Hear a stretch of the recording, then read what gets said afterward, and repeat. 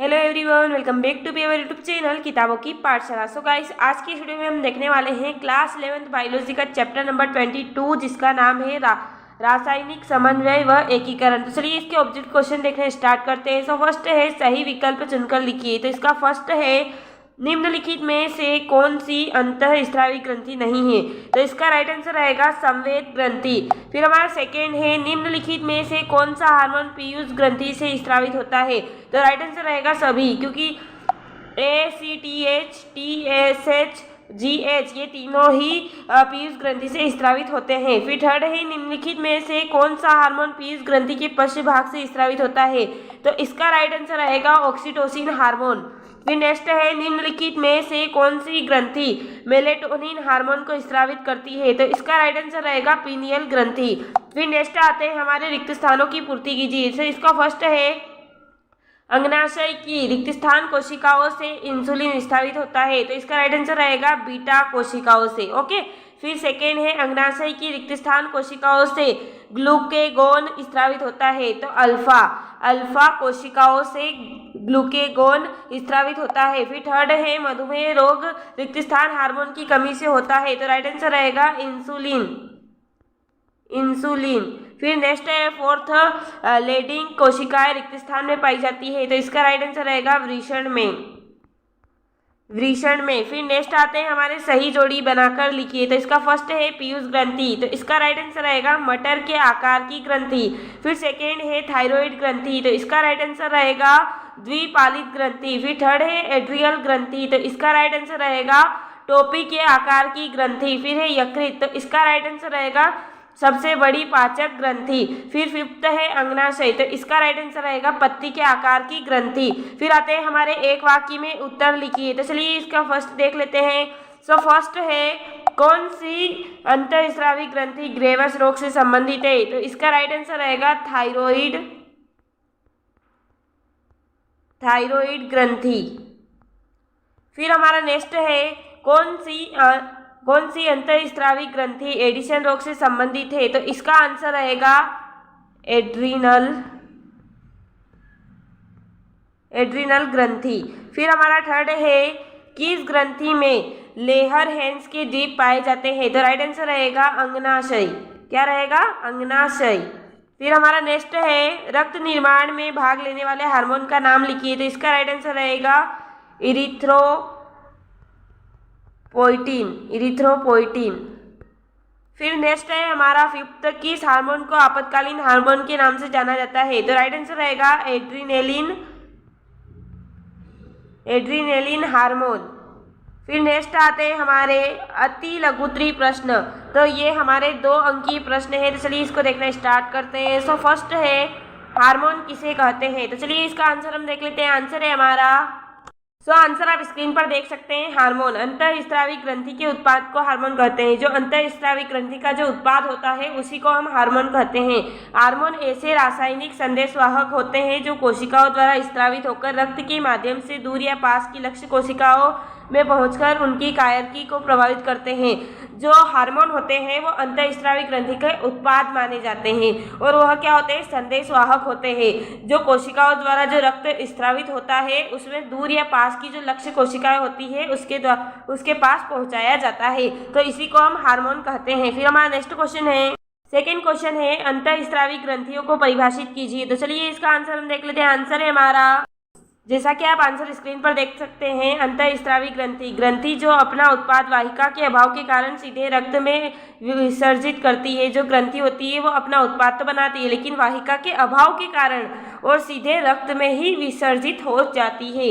अंतःस्रावी या नलिका विहीन ग्रंथि कहलाती है। उसमें नलिका ना होने के कारण ही वह सीधे रक्त में विसर्जित होती है, जैसे कि थायराइड ग्रंथि और पीयूष ग्रंथि आदि। फिर हमारा नेक्स्ट क्वेश्चन है हमारा संयुक्त ग्रंथि को स्पष्ट कीजिए। तो चलिए इसका आंसर हम देख लेते हैं। आंसर है हमारा इसका आंसर आप स्क्रीन पर देख सकते हैं, संयुक्त ग्रंथि। अंगनाशय एक संयुक्त ग्रंथि है। इससे हमें एक पता चलता है कि जो संयुक्त ग्रंथि है उसी को हम अंगनाशय ग्रंथि कहते हैं, जो अंतःस्रावी और बहिःस्रावी दोनों के रूप में कार्य करती है। अंतःस्रावी अंगनाशय लेहर हंस द्वीपों से निर्मित होता है। साधारण मनुष्य के अंगनाशय में लगभग 10 से 20 लाख लेगर हेंस द्वीप होते हैं, जो अंगनाशय ऊतकों का 1 से 2% होता है।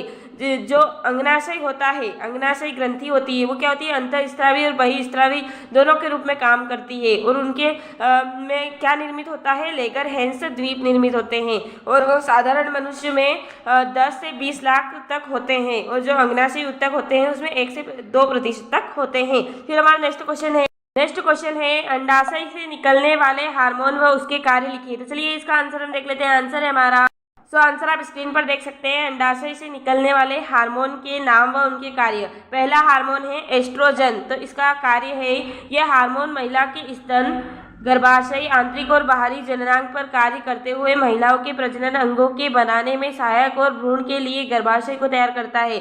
जब कोई भ्रूण निर्मित होता है उसके लिए गर्भाशय भी यही हार्मोन तैयार करेगा, और जो महिलाओं के स्तन, गर्भाशय, आंतरिक और बाहरी जननांग होते हैं उस पर भी यही हार्मोन कार्य करता है। फिर सेकेंड है प्रोजेस्टेरोन। तो इसमें देख लेते हैं, इसका कार्य है, यह हार्मोन महिलाओं के स्तन और गर्भाशय का कार्य करता है, जो गर्भावस्था में पोषण और महिलाओं के जननांग अंगों को बनाने में सहायक होता है। जो गर्भावस्था में पोषण देता है महिलाओं को, उसके जो जननांग होते हैं उनको बनाने में भी यह सहायता प्रदान करता है। और ये एस्ट्रोजन के जैसे ही प्रोजेस्टेरोन भी महिलाओं के स्तन और गर्भाशय पर कार्य करता है। फिर हमारा नेक्स्ट आते हैं हमारे अति दीर्घ उत्तरीय प्रश्न, जो कि हमारे 4 अंकीय प्रश्न है। तो चलिए इसको देखना स्टार्ट करते हैं। सो फर्स्ट है, पीयूष ग्रंथि को मास्टर ग्रंथि के नाम से क्यों जाना जाता है। तो चलिए इसका आंसर हम देख लेते हैं। आंसर है हमारा, आंसर आप स्क्रीन पर देख सकते हैं। पीयूष ग्रंथि को मास्टर ग्रंथि कहा जाता है क्योंकि यह ग्रंथि अन्य सभी अनंत स्रावी ग्रंथियों के हार्मोन स्रावित तथा प्रेरित एवं नियंत्रित करती है।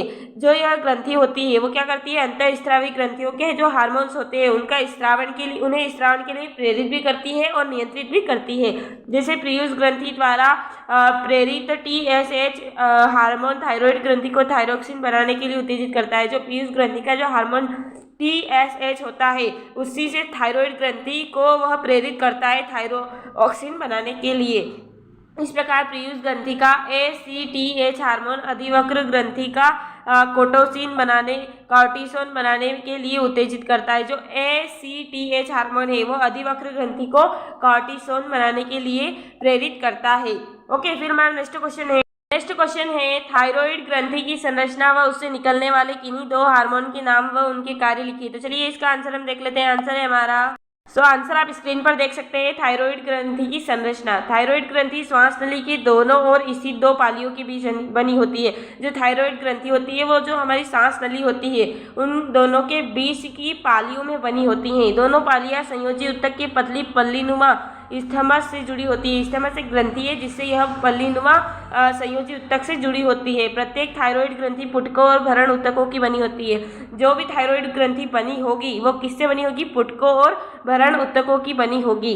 फिर है आगे, प्रत्येक थायराइड पुटक एक गुहा को घेरे पुटक कोशिकाओं से निर्मित होती है। एक गुहा को घेरे रखती है और पुटक कोशिकाओं से निर्मित होती है। फिर है थायराइड ग्रंथि से निकलने वाले 2 हार्मोन के नाम व उनके कार्य। पहला है थायरोक्सिन। यह केंद्रीय तंत्रिका तंत्र, रेटिन, प्लीहा, जननांगों एवं फेफड़ों को छोड़कर शेष सारी कोशिकाओं को ऑक्सीकरण उपचारिक क्रियाओं का नियंत्रण करती है। ये क्या करेगी, जो केंद्रीय तंत्रिका तंत्र है, रेटिना है, प्लीहा है और जननांग एवं फेफड़े हैं, उन सभी को छोड़कर बाकी सभी को ऑक्सीकरण की उपचारिक क्रियाओं द्वारा नियंत्रित करती है। फिर सेकेंड है थायरोकेसिटोनिन। तो यह रुधिर एवं मूत्र में CA की मात्रा को नियंत्रित करते हैं, यानी कि जो रुधिर है यानी रक्त है और जो मूत्र है यूरिन, तो उन दोनों में कैल्शियम की मात्रा को नियंत्रित करने का कार्य भी थायराइड ग्रंथि द्वारा ही होगा। फिर हमारा नेक्स्ट क्वेश्चन है थर्ड, अंगनाशय से निकलने वाले 2 हार्मोन के नाम व उनके कार्य लिखिए। तो चलिए इसका आंसर हम देख लेते हैं। आंसर है हमारा, आंसर आप स्क्रीन पर देख सकते हैं। अंगनाशय से निकलने वाले 2 हार्मोन व उनके कार्य। पहला है इंसुलिन। इंसुलिन क्या करता है, ग्लूकोज की आवश्यकता से अधिक मात्रा रक्त में होने पर यह ग्लूकोज को ग्लाइकोजन में बदलने का कार्य करता है। अगर रक्त में ग्लूकोज की मात्रा अधिक है तो उसको कम करने का कार्य कौन करेगा, इंसुलिन, जो कि क्या करेगा, जो ग्लाइकोजन है उसमें बदल देगा, ग्लूकोज को ग्लाइकोजन में बदल देगा, यही उसका कार्य है। फिर सेकेंड है उत्तकों में यह वसा एवं संश्लेषण की प्रक्रिया को निर्धारित करता है। जो कोशिकाओं का समूह है उसमें क्या करेगा, ये वसा का संश्लेषण करने की प्रक्रिया को भी यही निर्धारित करेगा। फिर सेकेंड है हमारा हार्मोन ग्लूकागोन। यह हार्मोन यकृत में इंसुलिन हार्मोन द्वारा होने वाली ग्लाइकोजेनेसिस की क्रिया पर नियंत्रण करता है तथा इसे सामान्य अवस्था में बनाए रखता है। क्या करेगा ये कि जो इंसुलिन हार्मोन है उसके द्वारा जो ग्लाइकोजेनेसिस क्रिया हो रही है उसको नियंत्रण करेगा ग्लूकागोन, और इसी से वह साम्यावस्था यानी कि सामान्य अवस्था में उसे बनाए रखेगा। फिर सेकेंड है वसी उत्तकों में यह लाइपोजेनेसिस की क्रियाओं में अधिवृद्धि करता है। ये जो वसी उत्तक है उसमें लाइपोजेनेसिस की जो क्रिया है उसमें अधिवृद्धि करेगा यानी कि अधिक वृद्धि करेगा। फिर हमारा नेक्स्ट क्वेश्चन है, नेक्स्ट है फोर्थ, एड्रिनल ग्रंथि की संरचना समझाते हुए इसके निकलने वाले हार्मोन के नाम लिखिए। तो चलिए इसका आंसर हम देख लेते हैं। आंसर है हमारा, तो आंसर आप स्क्रीन पर देख सकते हैं। एड्रिनल ग्रंथि की संरचना, यह पीले रंग की टोपीनुमा छोटी सी ग्रंथि होती है। जो एड्रिनल ग्रंथि होगी वह कैसी होगी, पीले रंग की होगी और टोपी के जैसी उसकी संरचना होगी, जो कि प्रत्येक वक्र के अगले छोर पर स्थित होती है। यह भार में 3 से 6 ग्राम तक तथा लंबाई में 4 से 5 सेंटीमीटर एवं चौड़ाई में 2.5 सेंटीमीटर तथा ऊंचाई में 1 सेंटीमीटर तक होती है। यह भ्रूण के मध्य स्तर से अपने बाहरी भाग तथा न्यूरल एक्टोडर्म से अपना विकास करती है। ये कैसे विकास करेगी, जो बाहरी भाग है न्यूरल एक्टोडर्म से अपना विकास करेगी। फिर है एड्रिनल ग्रंथि से निकलने वाले हार्मोन तथा उसके कार्य। तो इसका फर्स्ट हार्मोन है एड्रेनलिन। तो इसका कार्य देख लेते हैं। रुधिर में थक्काकरण के समय को रोकता है। अगर रुधिर में थक्का हो रहा है तो उस समय यह रुधिर को रोकेगा। फिर सेकेंड है रुधिर वाहिनियों के प्रसार को प्रेरित करता है। रुधिर जब प्रसारित होगी तो उसे भी यह प्रेरित करेगा। फिर है थर्ड, यह पुतलियों को फैलाने में सहायक होता है। जो हमारी आंखों की जो पुतलियाँ होती है उसे फैलाने के लिए भी यही सहायक होता है। फिर है नोर एड्रेनलिन के कार्य, जो कि इसका सेकेंड हार्मोन है। तो इसका कार्य है हृदय स्पंदन दर पर नियंत्रण। अगर हार्ट बीट हो रहा है तो उस पर यह नियंत्रण करेगा। फिर सेकेंड है परिसंचरण क्रिया पर नियंत्रण। जो हमारे शरीर के अंदर परिसंचरण क्रिया होती है उस पर भी यह नियंत्रण करेगा। फिर है वसी अम्लों को एडिपोज उत्तकों से वियोजित होने का प्रेरण। तो यह वसी अम्लों को एडिपोज उत्तकों में भी वियोजित करने का प्रेरण करेगा।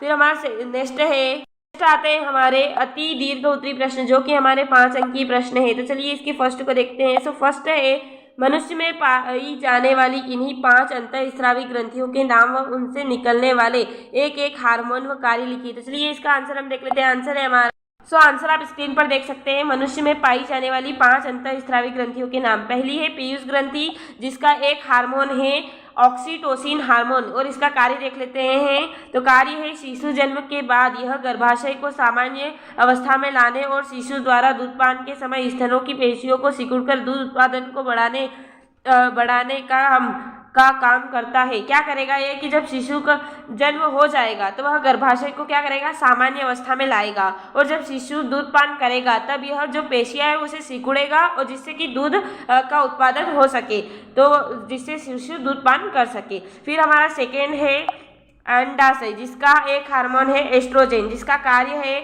यह हार्मोन महिलाओं के स्तन, गर्भाशय, आंतरिक और बाहरी जननांग पर कार्य करते हुए महिलाओं के प्रजनन अंगों के बनाने में सहायक और भ्रूण के लिए गर्भाशय को तैयार करता है। ये भ्रूण के लिए गर्भाशय को तैयार भी करेगा। महिलाओं के जो स्तन, गर्भाशय और आंतरिक और बाहरी जननांग है उनके लिए भी कार्य करेगा और प्रजनन अंगों को बनाने में भी सहायक होगा। फिर नेक्स्ट है थायराइड ग्रंथि, जिसका एक हार्मोन है थायरोक्सिन। इसका कार्य है यह केंद्रीय तंत्रिका तंत्र, रेटिना, प्लीहा, जननांगों एवं फेफड़ों को छोड़कर शेष सारी कोशिकाओं में ऑक्सीकरण उपापचयी क्रियाओं पर नियंत्रण करता है। ये जो तंत्रिका तंत्र है, रेटिना है, प्लीहा, जननांग एवं फेफड़े हैं, इन सभी को छोड़कर ऑक्सीजन उपापचयी क्रियाओं पर नियंत्रण करेगा। फिर फोर्थ है अंगनाशय, जिसका एक हार्मोन है इंसुलिन। तो इसके कार्य है ग्लूकोज की आवश्यकता से अधिक मात्रा रक्त में होने पर यह ग्लूकोज को ग्लाइकोजन में बदलने का कार्य करता है। अगर रक्त में ग्लूकोज की मात्रा अधिक रही तो यह उसे ग्लाइकोजन में बदल देगा। फिर है अधिवक्र ग्रंथि, जिसका एक हार्मोन है एड्रेनलिन, जिसका कार्य है रुधिर में थक्काकरण के समय को कम करता है। जब रुधिर में थक्का अधिक होता है तो उसे कम करने का कार्य भी यही करता है। रुधिर वाहिनियों के प्रसार को प्रेरित करता है। जब रुधिर वाहिकी प्रसार होता है तो उसे प्रेरित करने का भी कार्य यही करता है। तो ये थी हमारे 5 अंतःस्रावी ग्रंथियां जो कि मनुष्य में पाई जाती है। फिर हमारा लास्ट क्वेश्चन है, पीयूष ग्रंथि से निकलने वाले 5 हार्मोन के नाम व उनके कार्य लिखिए। तो चलिए इसका आंसर हम देख लेते हैं। आंसर है हमारा, आंसर आप देख सकते हैं, पीयूष ग्रंथि से निकलने वाले 5 हार्मोन के नाम एवं उनके कार्य। पहला है वृद्धि हार्मोन। तो इसके कार्य को देख लेते हैं। यह प्रोटीन की उपापचयी क्रियाओं तथा कोशिका विभाजन को तीव्र वृद्धि की गति को बढ़ाता है। जब प्रोटीन है वह उपापचयी क्रियाएं करेगी, कोशिका विभाजन जब तीव्र गति से होगा तो वह उसी हार्मोन की वजह से होगा जिसका नाम है वृद्धि हार्मोन। फिर इसी का सेकेंड है, यह कैल्शियम धारण क्षमता को बढ़ाकर अस्थियों की वृद्धि को संभव बनाता है। हमें पता है कि जो अस्थियां होती है उसे कैल्शियम की आवश्यकता होती है, तो अगर उसमें कैल्शियम की आवश्यकता में कोई कमी रहती है तो उसी को बढ़ाने के लिए यह हार्मोन हमें सहायता प्रदान करता है। फिर हमारा सेकेंड हार्मोन है गेनेटोट्रोपिक हार्मोन। यह जनदों को उत्तेजित करके लैंगिक क्रियाशीलता को नियंत्रित करने का कार्य करता है।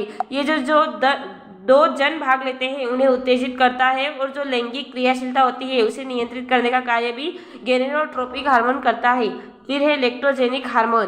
तो यह हार्मोन शिशु जन्म के पश्चात दूध के स्रावन को प्रेरित करता है। जब शिशु का जन्म हो जाता है तब यह दूध के स्राव को प्रेरित करने का कार्य लेक्टोजेनिक हार्मोन करता है। फिर है मिलेनोसाइड प्रेरक हार्मोन। पक्षियों तथा कुछ अल्प विकसित कशेरुकियों में यह हार्मोन वर्णक त्वचा की कोशिकाओं में मिलेनिन नामक वर्णन को फैलाकर इनके रंग को नियंत्रित करता है। जो ये मेलेनोसाइड प्रेरक हार्मोन है, ये जो पक्षी है और जो अल्प विकसित कशेरुकी जिनमें रीढ़ की हड्डी विकसित नहीं होती है, ऐसे जो हार्मोन है उनमें एक मिलेनिन नामक वर्णक कार्य करेगा जिससे कि वह रंग को नियंत्रित कर सके। फिर है विप्त एड्रीनोकार्टोट्रोपिक हार्मोन। यह अधिवक्र ग्रंथियों के वल्कीय भाग के स्राव को नियंत्रित करने का कार्य करता है। ये जो अधिवक्र ग्रंथि है उसका जो वल्कीय भाग है उसको नियंत्रित करने का कार्य एड्रीनोकार्टोट्रोपिक हार्मोन करेगा। तो थैंक्स फॉर वॉचिंग दिस